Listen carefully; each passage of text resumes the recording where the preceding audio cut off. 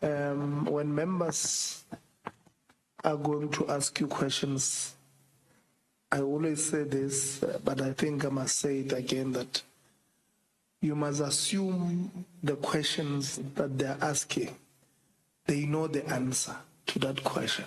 So when they ask you questions, let's be as honest and truthful as possible.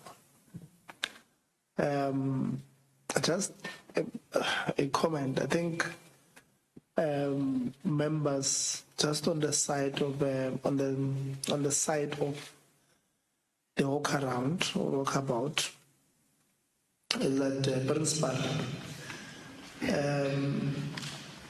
between yourselves and your campus managers, we must provide leadership where leadership is needed.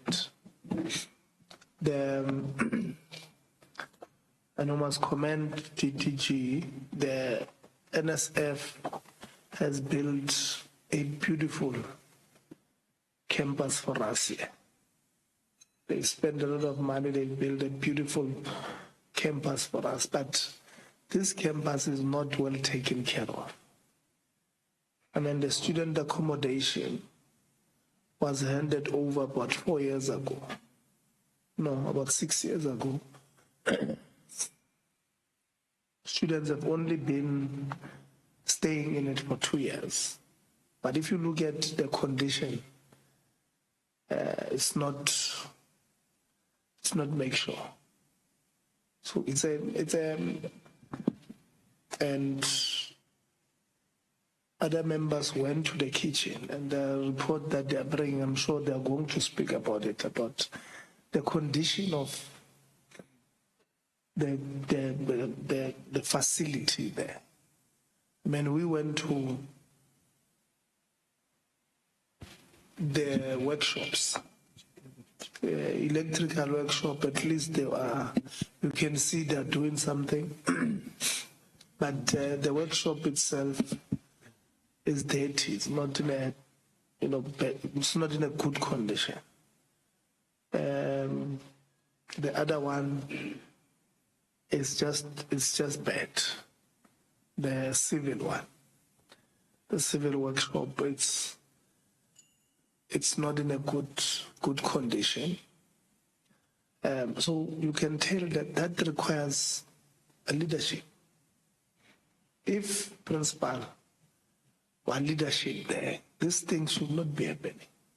Then went to, what do you call this? The lab, computer lab. You don't know, we left there without a single computer opening.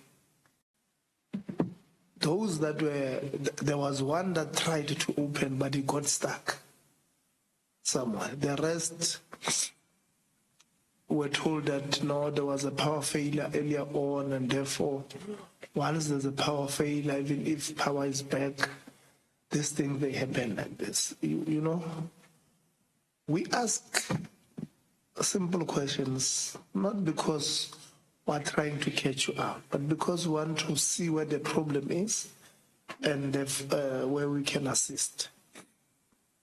But your people, principal, when they respond to us, you can tell. I mean, at the rest, there's no fire, what do you call that thing? Fire extinguisher. There's a, you can see it's supposed to be, there's a sign that says fire extinguisher. They are nowhere there. We are told that they are put somewhere because students, either they take them or they play with them. So if there was going to be fire there, then we're going to have problems. We're going to have problems. I was reading an article yesterday in a Sunday newspaper about a fire that broke out at the rest at the University of Fort Hare. And the sprinklers or what, the water, what, they did not kick in on time. And as a result, I think a student lost their lives there. Yeah, we have removed fire extinguishers. Where they are there, you can see there's a sign, supposed to be there. I don't understand. You know, we were told one door there was broken. The top window there is not there. We were told there was a GBV incident where a boyfriend or the girlfriend had locked herself in the room and the boyfriend was kicking the door. They broke the window there, they broke the door before security arrived. Then you ask yourself, it's a 32 room student accommodation. It can't take security that long if security is there. For the window to be broken, the door to be broken, and we were told, no, we always have two security. Where were they at the time? You know, you can tell with the responses that we're getting that our colleagues want to, you know, don't manage us. Tell us the truth, just say X, Y, and Z is not working. It's not working because of this. These beautiful facilities, DDG, they require a proper maintenance plan. I mean, both at the student accommodation, or I think it was at the student accommodation, you can tell that, you know, a small thing like a leak in the roof, if it's not attended to on time, when you attend to it on time, you'll just spend probably 100 rands to buy that cloth that, you know, they use to paint over the leak there so that the roof is fixed. Just 100 rand to enter the close. You allow it to continue, and we're told, Honorable Law, that when you ask what happened to this ceiling, Arnon, you know, there were floods. Okay. So these floods were too much. When they arrived, they could reach the ceiling. If you close this small thing, you are able to preserve or save the quality of the ceiling. Now, that big building of student accommodation, especially, I think it's on the top floor. We don't know what's happening down on the top floor. Almost the whole ceiling now must be changed. It's going to cost the institution too much money to do so. The money that the institution might not have. Small things, leadership. Or here's the maintenance plan. We're going to monitor it. A person responsible for this thing. If it's CFO, let it be CFO. If it's deputy principal, something, let it be. But it must be somebody who is going to be responsible. When you walk or drive towards there's mud. So if it's raining there, the mud comes in, mudslides comes into the what do you call this thing? Pavement.